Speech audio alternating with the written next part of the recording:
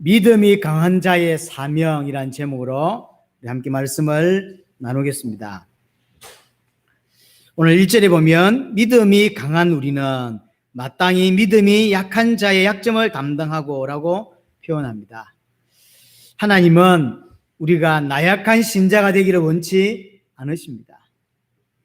그래서 에베소 6장 10절에 보면 주 안에서 강해라 이런 표현들, 디모데후서 2장 1절에도 보면 그리스도 예수 안에 있는 은혜 가운데 강하고 라는 표현들이 있죠.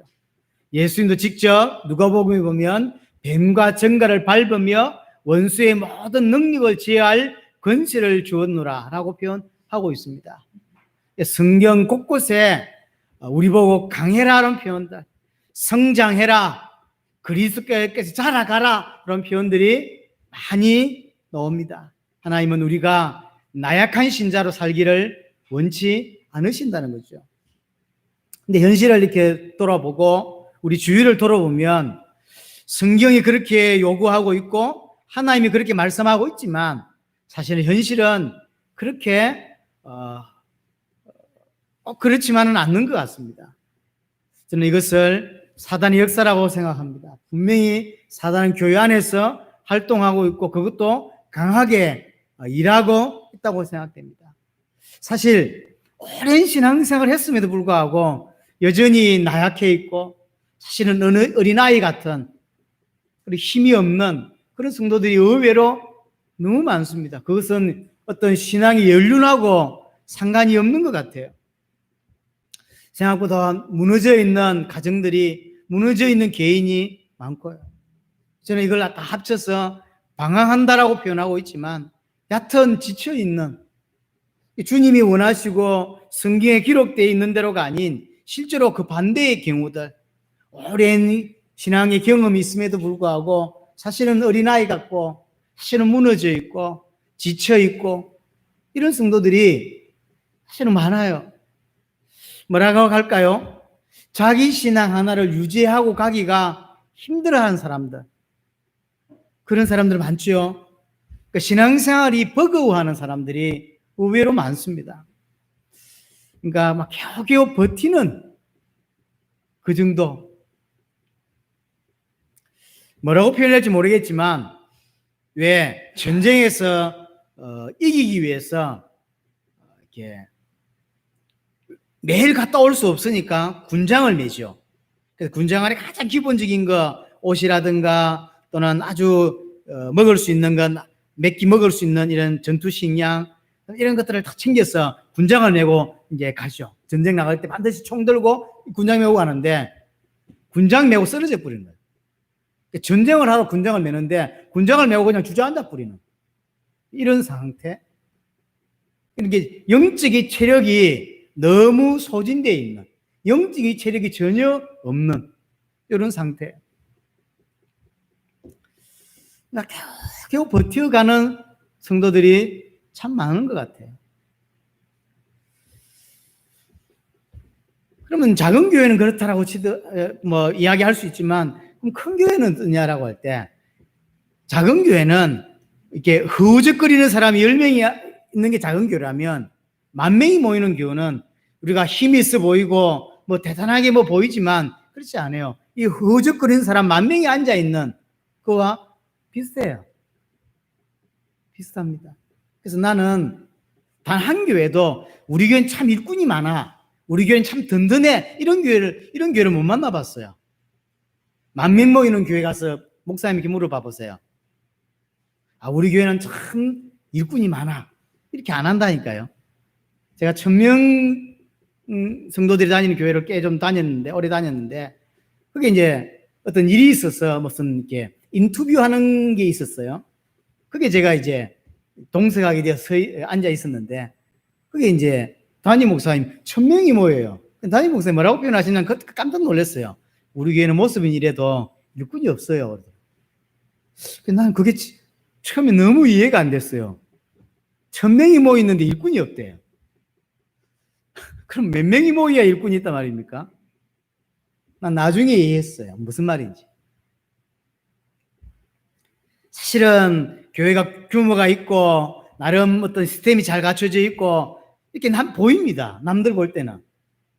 교육자만 해도 수십 명씩 있고 장로님들마다 수십 명씩 있고 이러니까 크게 보이잖아요. 근데 속으로 깊이 들어가 보면 그렇지가 않아요. 그러니까 많이 신앙에 버거워하고 많이 허우적거리하는 이런 사람이 그냥 무리로 앉아 있는 거예요. 무리로 와 있을 뿐이지 그들 또한 비슷하다는 거죠. 우리는 빨리 우리 안에 믿음의 용장들이 계속 일어나야 합니다. 만약에 믿음의 용장들이 일어나지 않으면 사실은 예수님이 너희는 모든 족속으로 제자를 삼아라고 했는데 감당할 수가 없죠. 용장들이 믿음의 사람들이 안 일어나면 어떻게 세계복음화 감당할 수 있겠습니까? 어떻게 언약이 성취될 수 있겠습니까? 하나님도 원하시고 우리에게 계속 요구합니다. 그리스도 안에서 강해라. 그렇죠. 그리스도 안에서 강해라. 우리는 성장해야 되고 믿음의 용장들이 교회 안에서 계속 일어나야 됩니다.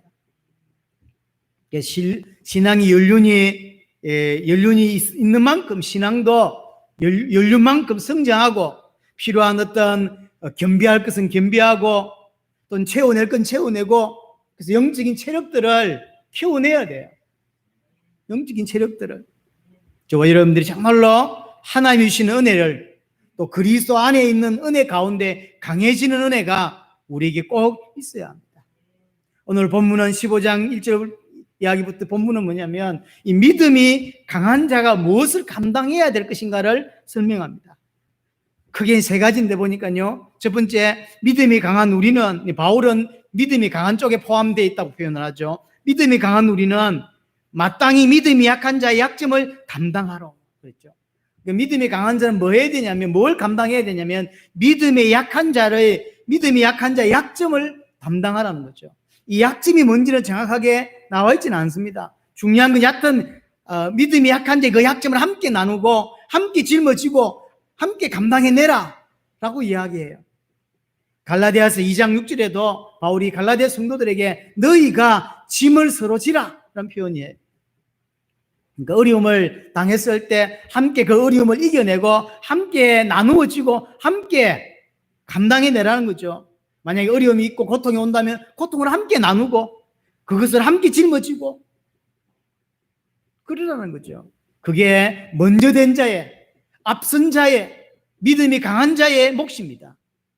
믿음이 약한 자를 비난하지 말고 앞선 자, 먼저 기도하는 자, 앞에 와 있는 자가 감당해야 될 일이에요. 그건 축복이에요. 감당한다는 건 축복입니다. 왜 내가 해야 돼? 라고 하는 건 믿음이 없는 자예요. 믿음이 있는 자는 그렇지 않습니다. 쿠바를 갔는데 이제 수련을 다 마치고 마지막 날 돼지를 잡아서 이제 마지막 축제를 하겠다고 하더라고. 근데 제 마음에 저 돼지값은 내가 내고 싶다 이런 생각이 드는 거죠. 누가 내도 상관은 없어요. 맛있게 먹을 건데. 근데 돼지 2마리를 잡는데 2마리면 요 100명이 충분히 먹는다는 거죠. 제가 냈어요. 뿌듯하더라고. 기분이 너무 좋더라고. 없는 돈에 냈는데 기분이 좋. 그럼 전마 갔습니까? 아니에요. 한국 팀이 20-30명 넘게 갔는데 제가 임전사님하고 2017년도인지 2018년도 정확히 기억이 안 납니다. 이제 오래돼가지고 함께 쿠바를 간 적이 있어요. 16년도 말고 함께 제자 수련회 할 때 간 적이 있는데 그때도 파주에서 돼지를 2마리인가 냈거든. 덕분에 파주에서 이렇게 돼지 2마리를 내는 바람에 인사는 내가 받았거든요. 하나빛계 담임 목사라고 노라 하더라고. 나와서 인사하고 여기서 샀다고. 근데 아깝다. 내가 참았어 했는데 이런 생각이 안 들어요. 뭔가를 감당한다는 건 기쁨이고 뭔가를 감당한다는 건 즐거움이고요. 행복이에요. 그렇잖아요. 그래서 우리가 하나님 우리에게 자꾸 성장하기를 원해요. 뭔가를 감당해내는 일평생 그냥 아무것도 감당하지 못하는 사람으로 살지 말고 감당해낼 줄 아는 자가 되라는 거죠. 그래서 만약에 교회 안에 여러 분류가 있을 수 있으니까 만약에 연약한 자가 있다. 그러면 앞선 자가 감당할 수 있는 믿음의 사람이 감당해내라는 거죠. 고난이 있으면 함께 감당해내고 고통이 있으면 함께 감당해내고 그게 교회입니다. 초대교회 보세요. 사도행전 2장 43절 47절에 보면 초대교회는 다 가난했습니다. 누구 하나 부자가 어디 있습니까? 근데 그걸 다 자기들이 가난한 중에 재산을 다 내놨어. 그래서 더 가난한 자를 돕고, 그래서 세계복음 알을 수 있도록, 교회가 성장해 내릴 수 있도록 감당한 거죠. 불가능한 이야기입니다, 사실은. 자기 있는 전 재산을 내놨어. 근데 초대교회는 그랬다고. 이건 인간의 의지로 할 수 있는 게 아니에요. 마음 먹는다고 할 수 있는 게 아닙니다. 하나님의 은혜가 있어야 되고 믿음이 계속 강해져야 그런 어려움을 감당해낼 수 있는 거예요. 제가 작년이겠죠, 이것은.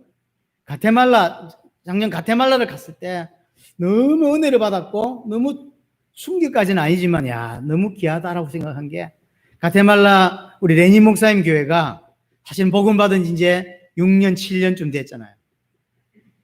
이번에 들어가서 가테말라 전역에 모든 도시에, 모든 주에 복음을 전했거든요. 그때 이제 우리가 들어갔잖아요. 근데 가보니까 많은 교회가 그걸 감당한 게 아니라 레닌 목사님 이 교회 하나가 그랬어요. 이 하나가 모든 주에 사람을 파송하고 모든 도시에 사람을 파송해서 5년 동안 준비를 했어요. 국가적인 전도운동을. 어떻게 했나 봤더니요, 앞선 자들이 팀을 이루어가지고, 그래서 한 가정이 한 주를 맡기도 하고 한 가정이 한 도시를 맡댔어. 1년에 휴가를 낼 수 있는 시간이 많지 않잖아요. 우리라고 휴가 많이 내고 그랬으면 그렇지 않잖아요. 거기도 마찬가지예요. 1년에 휴가 몇 번 못 냅니다. 근데 휴가를 내면 어떤 동네는 이웃 동네지만 어떤 데는 15시간, 18시간을 차로 운전해 가야 그 도시가 나와요. 휴가를 3일 냈다면 거의 15시간, 18시간 차 운전해서 가서 아침에 도착할 수 있도록 가요. 그럼 그날부터 시작해서 하루 종일 이틀 정도 사역을 하고 마치면 또 하루 종일 넘어오는 거예요. 이런 식으로 1년에 몇 번씩. 그래서 노방전도도 자기가 할 수 있는 대로 가고, 그 다음에 교회로 방문하기도 하고, 자기가 할 수 있는 모든 인맥을 동원하고, 자기가 할 수 있는 모든 것들을 동원해서 그 지역간에 제자를 찾을 수 있도록 5년을 그렇게 투자했어요. 그런 중간에 어떤 제자는 떨어져 나가기도 하고, 어떤 제자는 포기하기도 했지만, 계속 나중에 처음에는 아니었지만 계속 그걸 보면서 성장한 친구들은 또 같이 들어오기도 하고 해서 5년을 준비해서 국가적인 전도 운동을 펼쳐내더라고요. 참 귀하다. 작년 딱 이맘때죠. 작년 이맘때 그 레니 목사님이 여기에 와서 여러분에게 인사했잖아요. 그리고 함께 30개국의 제자들이 34개국이었나요? 34개국 제자 이 자리에 와서 함께 찬양하고 기억이 나잖아요. 한 교회가. 그럼 레니 목사님 교회가 가테말라의 가장 큰 교회입니까? 그렇지 않잖아요. 그 교회가 5년 동안 모든 걸 담당했어요. 우리가 들어가면 돈 10원도 쓰지 않게 하려고 사실은 가정별로 나누어서 잠을 재우고, 우리를 호텔에 자게 안 해요. 그건 우리 돈을 아끼게 하기 위한 거예요. 단순히 편하게 지내려고 한 게 아니라. 하여튼 수고를 앞서 있기 때문에 믿음의 사람이기 때문에 가능한 겁니다. 근데 반대로 우리가 살아갈 앞으로의 미래의 교회는 반대가 될 것입니다. 바울이 디모데에게 쓰는 편지 중에 마지막 때 될 때 고난의 고통의 때가 온다고 하면서 그게 자기를 사랑하고 돈을 사랑한다고 그러죠. 그러면 신앙생활도 개인주의가 돼요. 개인주의. 감당하는 거 안 합니다. 적당히 교회 주일날 오지 감당하고 수고하고 고통당하는 건 안 한다니까요. 그래서 교회가 무너지게 돼 있어요. 바울은 오늘 뭐라고 표현하냐면 믿음이 약한 자의 약점을 감당해라. 그게 앞선 자가 해야 될, 믿음이 강한 자가 해야 될 일입니다. 두 번째는 1절 후반절이죠. 자기를 기쁘게 하지 아니할 것이라. 그렇게 하면서 자기를 기쁘게 하지 않는 삶을 산다는 거죠. 자기를 기쁘게 하는 삶, 자기 만족을 위해 사는 삶, 그것이 불신자의 삶입니다. 에베소 2장 3절에 말한 대로 육체와 마음이 원하는 것을 하여, 그게 불신자가 하나님을 모를 때 하는 삶이에요. 자기를 위한 삶, 자기 만족을 위해서, 자기 만족을 위해서 종교도 선택하고 자기 만족을 위해서 여러 가지를 선택하는, 그거는 하나님을 만나지 못한 자의 삶이라는 거죠. 구원받은 자는 그렇지 않습니다. 하나님을 만난 자는 그렇게 살지 않는다는 거죠. 모든 문제가 끝났다고 믿는 것이고 하나님이 나를 책임지신다고 믿는 게 구원받은 자입니다. 나는 이제 하나님 책임지는 자가 됐어 라는 거죠. 제가 어디 텔레비를 봤는데 고아로 살던 아이가 누구를 만나서 입양이 됐더라고요. 근데 그날부터 이 부모의 재력, 이 부모의 영양거리 책임이, 얘가 아무것도 없는 아이였는데 부모가 책임을 져주는, 사실은 학원 한번 가기가 어려운 아이였는데 부모가 재력이 있으니까 학원뿐만 아니라 모든 걸 책임지더라. 그게 부모죠. 내가 구원받았다는 말은 무슨 말이냐면 하나님이 책임진다고 하는 이야기예요. 하나님이 책임지는 신분이 되었다는 거죠. 하나님이 책임지는 신분, 하나님의 백성이 되었단 말이고 하나님의 자녀가 되었단 말이고, 우리 지난주 표현대로 하자면 주의 것이 되었다는 거죠. 내 삶 가운데 하나님이 개입하시는, 저는 이 표현이 참 좋은 것 같아요. 제 인생 가운데 하나님이 계속 개입해 오시는, 하나님이 개입하고 하나님의 간섭하심이 없다고 하는 것은 구원받았는지 고민해야 됩니다. 내 인생 가운데 계속 브레이크가 걸리고 이런 것들은 하나님의 개입하심이 있어요. 꼭 자기가 잘 돼야 축복입니까?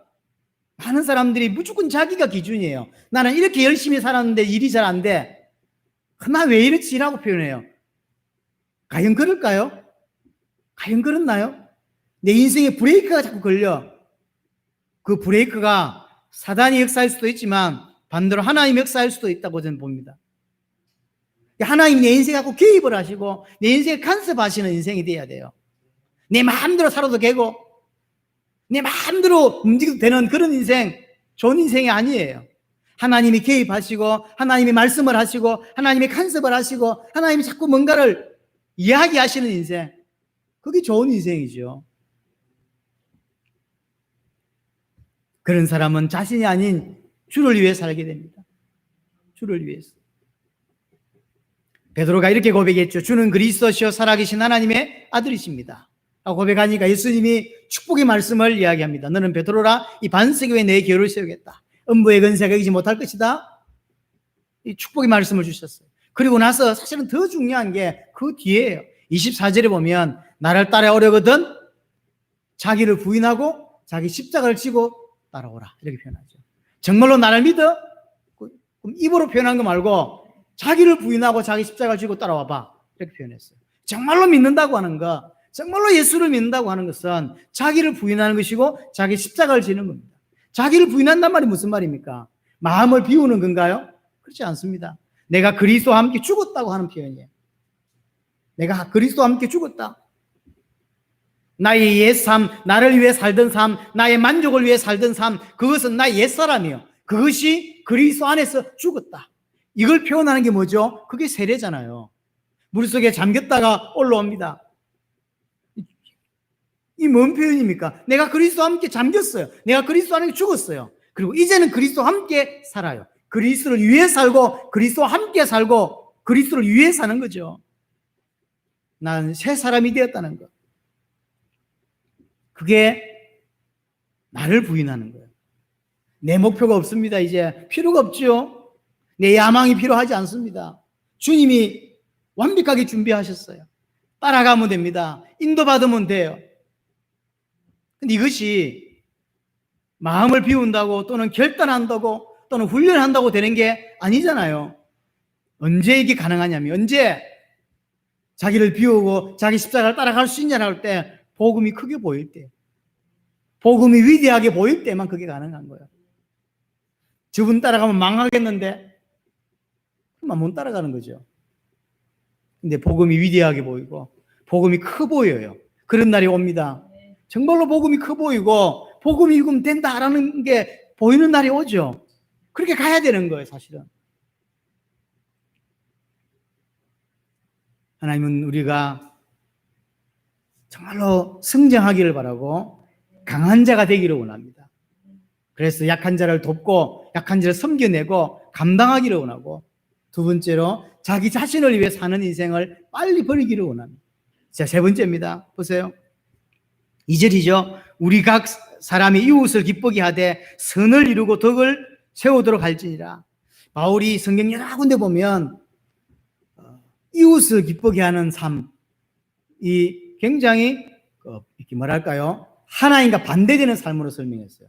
여러 성경 구절에 마치 뭐라고 표현할지 모르겠는데, 내가 사람을 기쁘게 하랴 하나님을 기쁘게 하랴, 이런 표현처럼. 근데 이 표현만큼, 이 표현은 이웃을 기쁘게 하라고 표현되어 있어요. 다른 데는 그렇게 되어 있지 않아요. 다른 데는 다 반대로 되어 있어요. 사람을 기쁘게 하는 자가 되지 말고 하나님을 기쁘게 하는 자가 되라, 이런 표현이 대부분인데, 이 표현만 이웃을 기쁘게 하라는 거죠. 이게 무슨 말일까요? 고린도전서 10장을 가보면 이해하기가 쉬울 것 같습니다. 고린도전서 10장 33절입니다.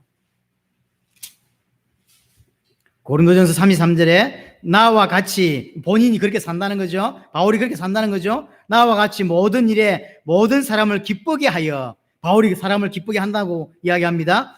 자신의 유익을 구하지 아니하고 많은 사람의 유익을 구하여 그들로 구원을 받게 하라. 결국 이 사람을 기쁘게 한다는 의미가 뭔 말이라는 거죠? 구원받도록 도우라는 거죠. 그리고 사람이 기쁘게 한다는, 우리가 볼 때 그 사람이 즐겁도록 웃기라, 이런 의미가 아니라 구원받도록 하라, 이 표현이 사람을 기쁘게 하라는 표현이에요. 왜냐하면 본인은 그렇게 살고 있고, 그래서 자기 유익을 구하지 아니하고 많은 사람의 유익을 구하여, 많은 사람의 유익을 구한단 말이 무슨 말일까요? 같은 말이죠. 구원을 받도록. 성경에서 말하는 기쁨, 성경에서 말하는 유익, 결국 구원이에요. 이렇게 말은 무슨 말일까요? 세계복음화를 감당하라는 거죠. 네 혼자 구원받은 것으로 감사하지 말고, 그런 사람 되지 말고 세계복음화를 감당해내는 자가 되라는 거죠. 믿는 자는, 믿음이 성장하는 자는 자신의 삶을 통하여 세계복음화를 감당하는 자입니다. 믿음이 있다고 말하면서 감당하지 않는 자는 사실은 없는 거예요. 하나님은 세계복음화를 감당하기를 원합니다.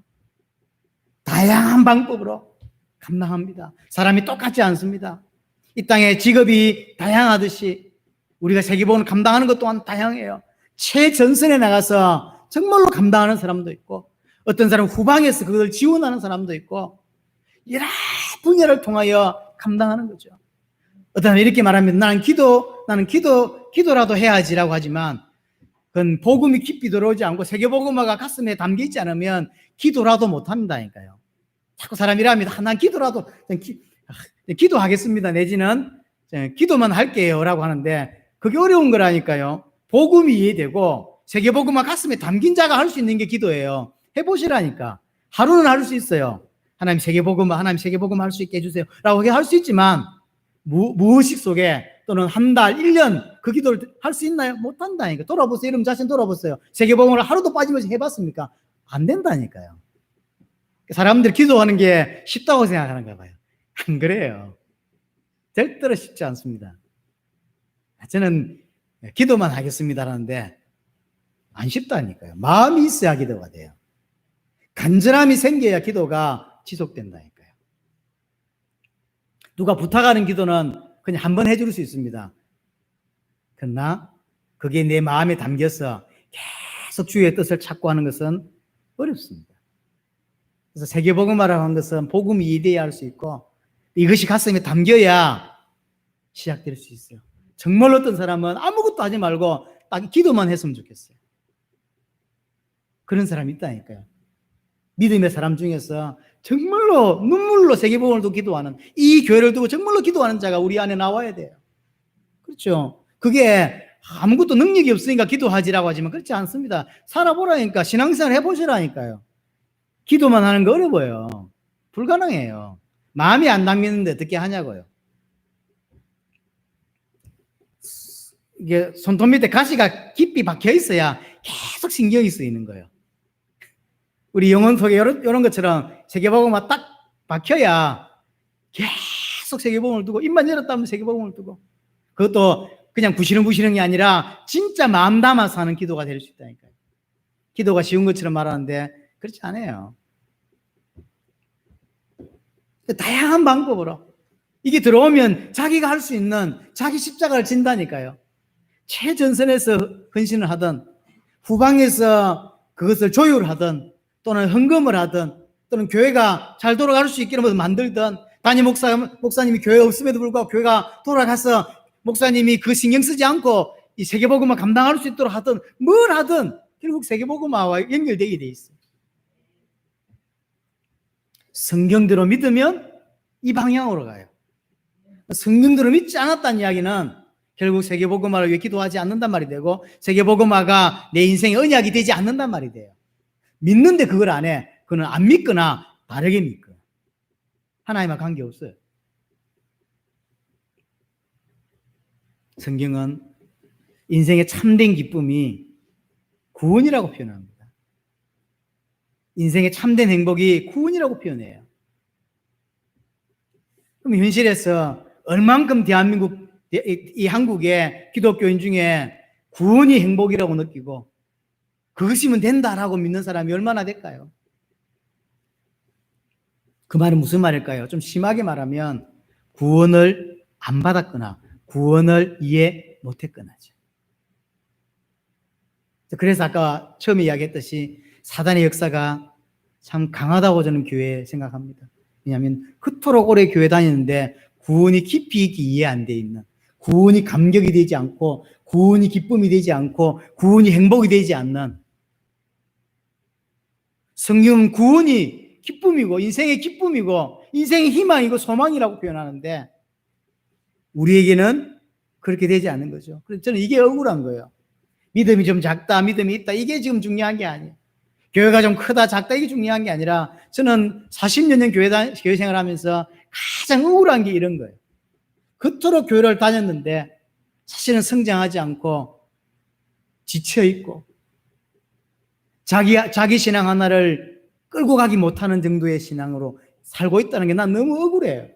안 억울합니까? 억울한 거죠. 세월의 사건 때 헬기가 가고 경비정이 가고 도울 수 있는 많은 사람 갔는데 누군가의 판단 하나를 잘못해가지고 사람을 건져내지 못했다. 건져준 사람이 옆에 있음에도 불구하고 못 건진다고 하면 억울한 일이잖아요. 똑같은 거죠. 그토록 교회를 다니면서 이 많은 설교를 듣고 살았으면서 불구하고 복음이 이해 안 되고 구원이 이해 안 되고 그래 자기 신앙생활 하나를 끌고 가지 못할 만큼의 나약한 자가 돼 있고 문제 생기면 주저앉고 그래서 나는 이토록 열심히 살았는데 나한테 왜 이래? 하나님은 나한테 왜 이러십니까? 라고 따지는 정도의 신앙. 하나님이 브레이크를 걸었다고 생각은 안 하시고 내지는 지금 다 그렇기 때문에 하나님이 또 다른 계획을 가지라고 하는 하나님이 주신 답인지도 모르고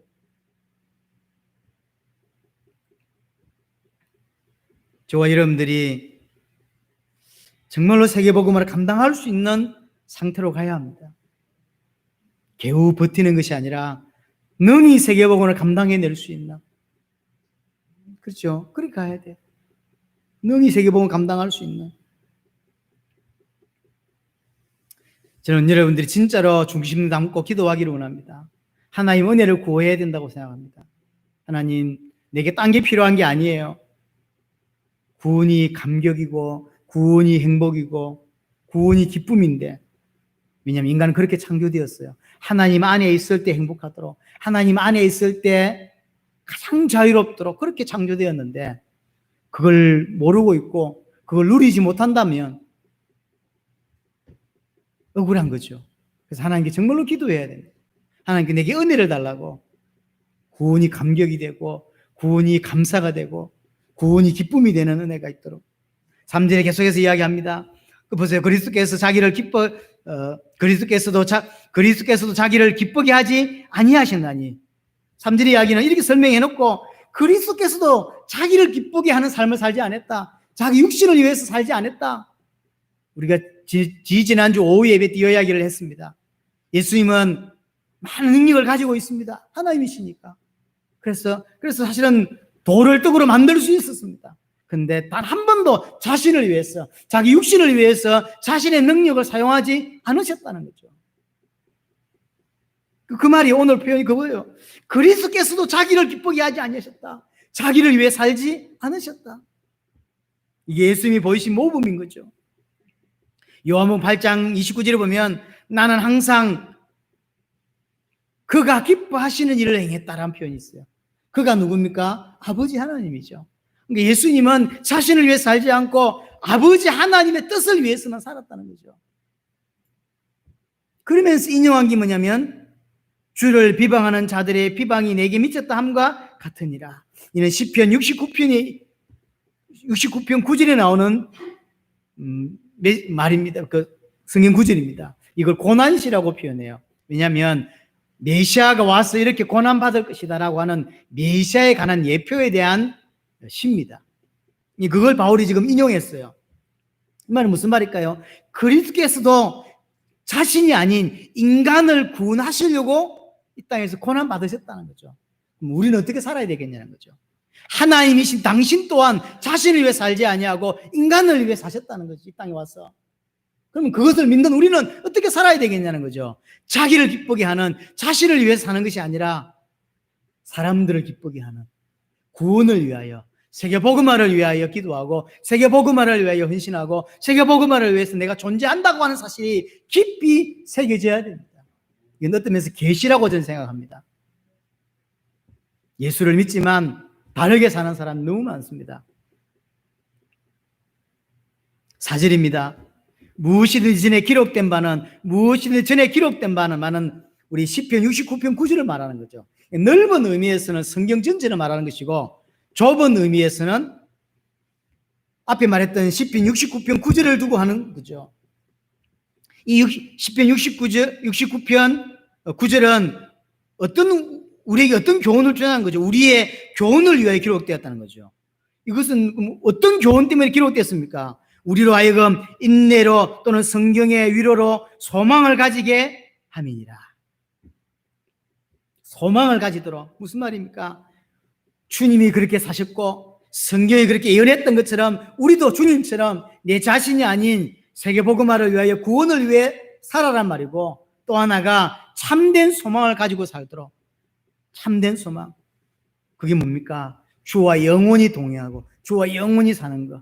영생이라고 하는 의미를 아시잖아요. 영생이라고 하는 의미는 천국에 산다는 의미가 아니잖아요.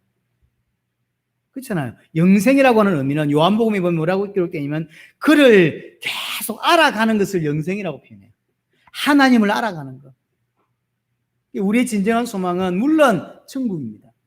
그러나 천국에 앉아 있는 게 우리의 소망이 아니잖아요. 그분을 계속 더 닮아가고 그분을 더 알아가고 그분과 함께 영원토록 함께하는 것.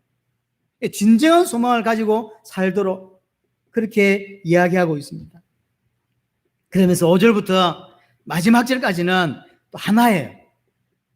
1절부터 4절까지는 믿음이 강한 자가 감당해야 될 세 가지에 대한 설명을 했고, 큰 두 번째로 5절부터 마지막 절까지는 이제 정글을 대는 거죠. 자, 5절입니다. 이제 인내와 위로의 하나님이 너희로 그리스도 예수를 본받아서로 뜻이 같게 하여 주사 한 마음과 한 입으로 하나님 곧 우리 주 예수 그리스도의 아버지께 영광을 돌리게 하려 하노라. 예수님을 본받으라고 합니다. 예수님을 본받아 두 가지를 하래요. 하나는 뭐냐면 뜻을 같게 하고 같은 뜻을 가지고 살아라는 거죠. 또 하나가 뭡니까? 그래서 하나님께 영광을 돌리라는 거죠. 말하면 이런 거예요. 정말로 전 성도가 뜻이 하나여야 되고 한 마음 한 입으로 고백할 수 있는 한 마음이 되어서 세 가지를 감당하는, 그래서 그걸로 하나님께 영광을 돌리는 자가 되라는 거죠. 이해되시죠? 오늘 핵심이 이거예요. 믿음이 강한 자는 믿음의 사람은 세 가지를 감당해야 해요. 약한 자의 믿음을 감당해내고 자신을 위해 살지 않고 이웃을 기쁘게 하고, 쉽게 말하면 세계복음화를 위해 사는 거죠. 이게 믿음의 사람이 감당해야 될 요소예요. 근데 5절부터 이야기는 통틀어서 전 성도가 한 마음이 되어서 이 세 가지를 가지고 하나님께 영광을 돌리라, 이 말이에요. 한 마음을 가지고.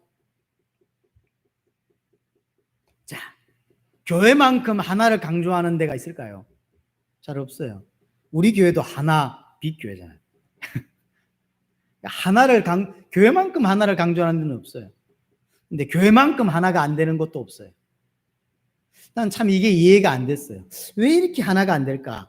전 세계 교회는 정말로 갈기갈기 찢어져 있어요. 신학적인 이유로, 신앙적인 이유로, 사역적인 이유로, 교단적인 이유로, 여러 가지 이유로 인하여 여하튼 다 쪼개져 있습니다. 한마디로 다 각계 전투예요.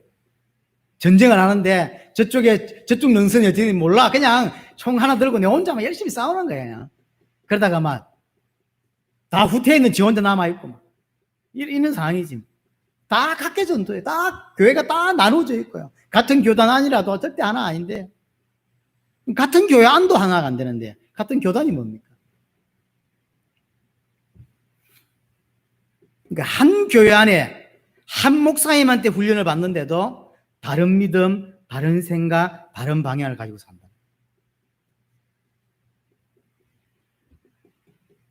이게 지금 단순히 이웃 같은 성도들을 이해하고 양보하고 이런다고 될 일은 아니에요.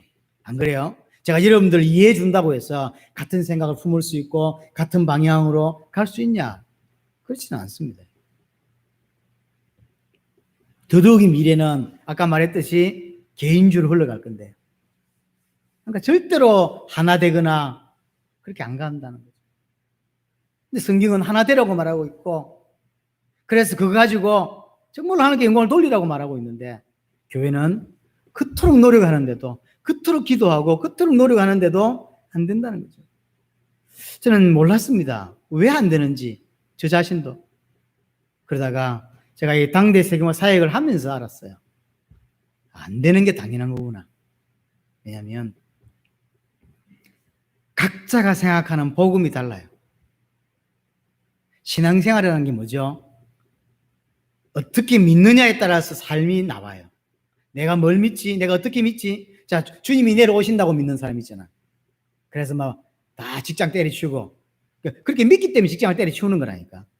그런 거 아닌가요? 내가 내일 휴고 될 거라 라고 믿기 때문에 직장도 그만두고 통장 다 깨고 거기서 마시고 사 먹고 이제 내일 갈 거니까. 그런 거 아닌가요? 믿음에 따라서 삶이 나와요. 그럼 그 믿음은 어디서 나옵니까? 복음에서 나오는 거예요. 복음을 어떻게 이해했냐에 따라서 믿음이 나오고, 믿음을 어떻게 이해했냐에 따라서 삶이라는 게 나오는 거죠.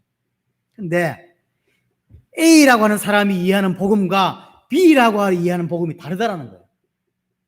저는 그래서 바울이 다른 복음이라는 표현을 이해했어요. 난 세계복음 하기 전에는 다른 복음이란 말을 이해 못했습니다. 이게 다르구나 하는 걸 알았어요.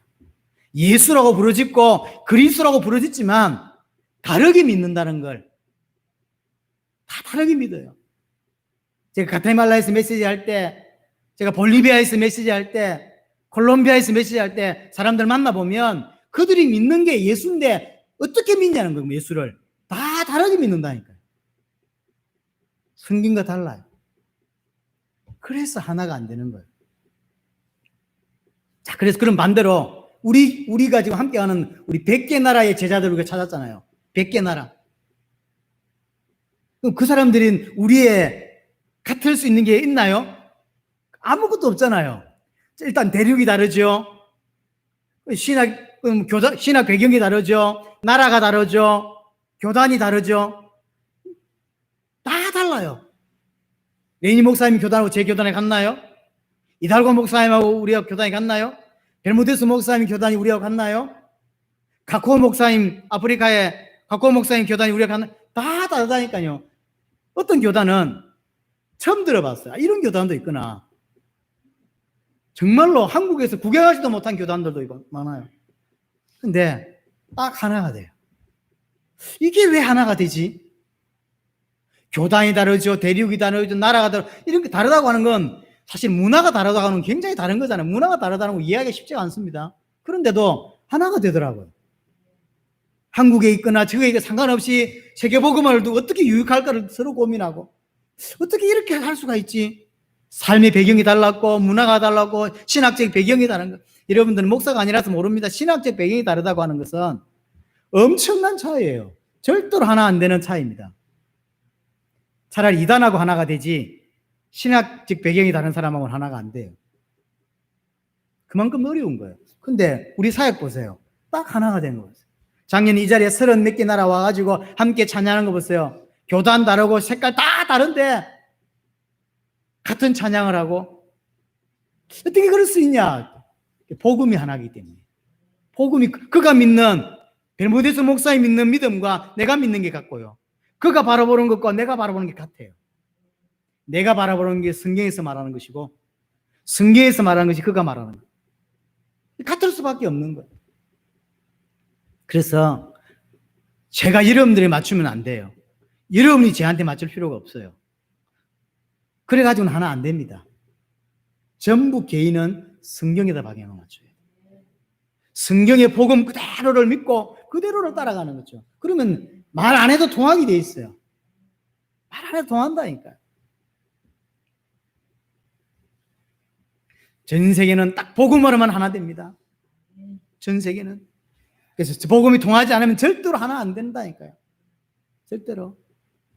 여러분, 다른 한국에 안에 여러분들 친구 중에 또 직장 동료 중에서 다른 교회 다니고 이거와 관심 없는 성도들이 친구 중에 있잖아요. 이야기해보면 말이 통하던가요? 잘 안 통해요.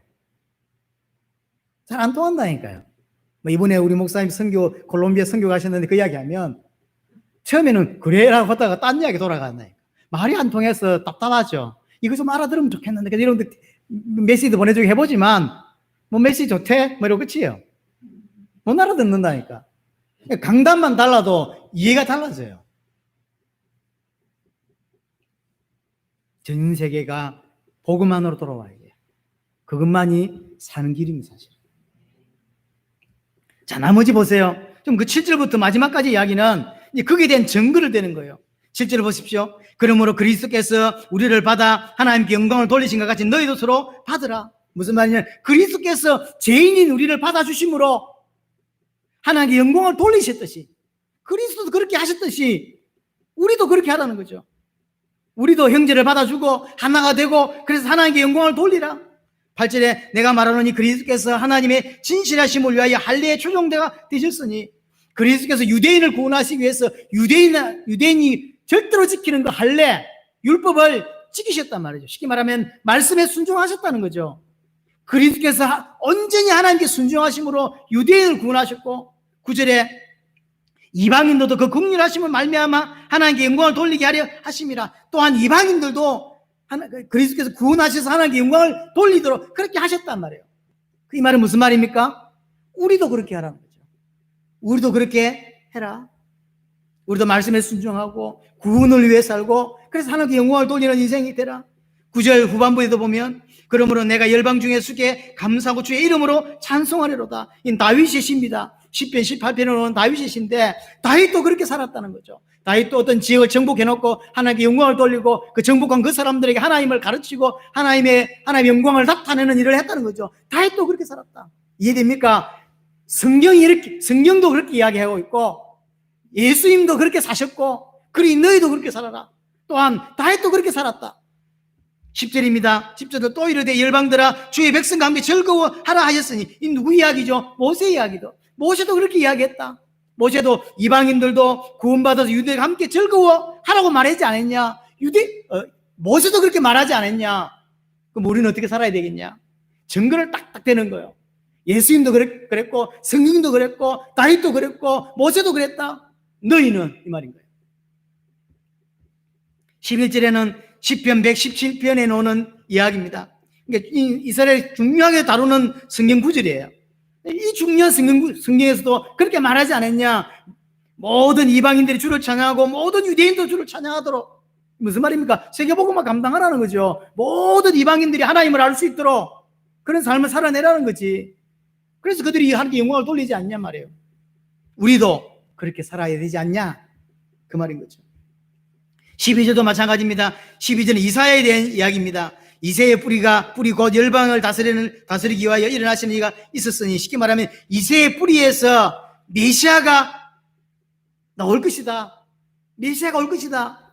그러면 모든 열방이 그에게 소망을 두게 될 것이다. 쉽게 말하면 모든 열방이 주님께로 돌아오게 될 것이다. 세계복음만 일어나게 될 거라는 거죠. 이사야도 그렇게 말했다.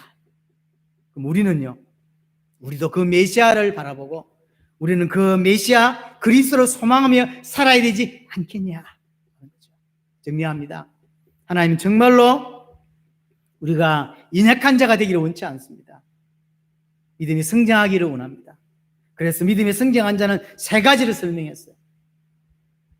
연약한 자를 감당해주고 자신을 위해 살지 않고 이웃을 기쁘게 하는 세계복음화를 감당하는 인생을 살아가는 거죠. 어떻게 해요? 그리스도를 본받았어. 예수님을 본받았어. 예수님도 그렇게 사셨고 성경도 그렇게 이야기하고 있고 모세도 그렇게 말하고 있고 다윗도 그렇게 이야기하고 이사야도 그렇게 말하고 있다. 유명한 성경 구절도 그렇게 말하고 있다. 우리 또한 하나가 되었어. 전 성도가 하나가 되었어. 자신을 위해 살지 않고 세계복음화를 위해서 세계복음화에 매진하고 그래서 하나님께 영광을 돌리는 그 인생을 살아야 되지 않겠냐. 그 이야기입니다. 이 은혜가 저 여러분들에게 이게 되기를 바랍니다.